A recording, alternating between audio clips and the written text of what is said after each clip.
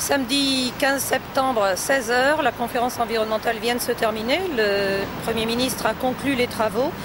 2 jours de travaux intenses et après les débats en table ronde, donc des conclusions. Premier élément d'analyse, satisfaction des participants pour le secteur agricole. Nous étions 13 du monde agricole.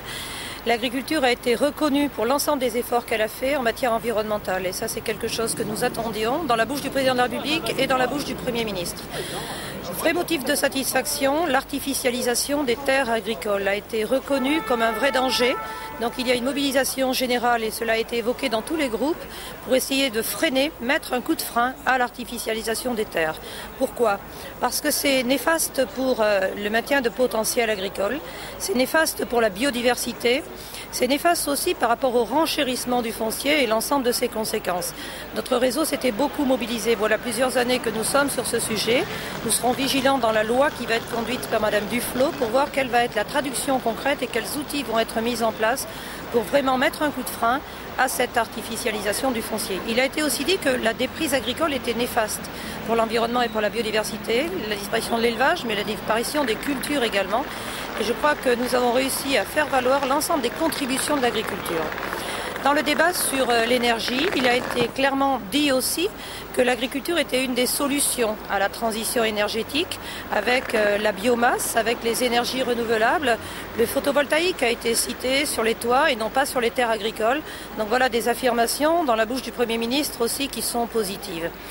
Globalement, l'agriculture n'a pas été ni caricaturée ni stigmatisée. Sur la question de la fiscalité agricole, où nous avions quelques craintes, il n'y a pas d'annonces immédiates qui peuvent impacter l'agriculture. Sur les épandages aériens, pas de changement. Sur les biocarburants, les délais qui avaient été annoncés pour fin 2015 sont tenus, donc pas de changement non plus.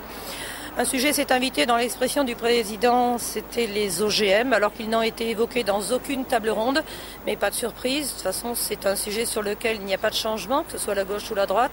Ça pose quand même la question de la distorsion de concurrence avec les autres pays.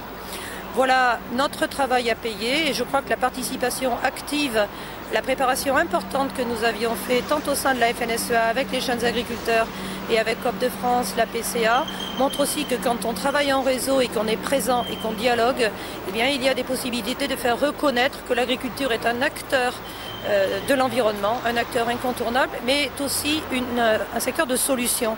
Nous n'avons pas été critiqués, caricaturés, nous avons été évoqués à plusieurs reprises comme piste de solution et nous avons maintenant de très nombreux rendez-vous avec les ONG, avec les entreprises du MEDEF, avec la CGPME, bref, nous avons retissé des liens et c'est pour nous extrêmement important. Donc voilà, le match est terminé, mais c'était un match de qualification, il en reste encore d'autres.